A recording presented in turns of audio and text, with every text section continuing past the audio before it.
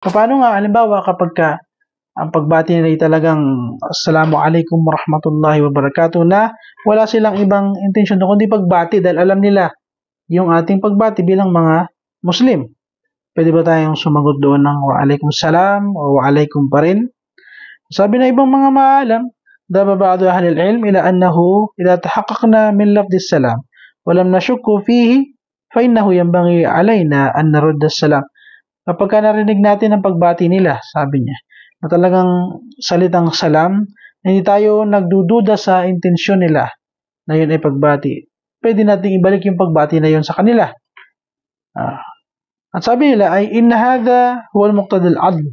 Yun ay yung katarungan sa kanila na kahit sila hindi mga mananampalataya. Wallahu ta'ala ya'muru bil adl wal ihsan. Sapagkat si Allah ay nag-uutos ng katarungan at kabutihan.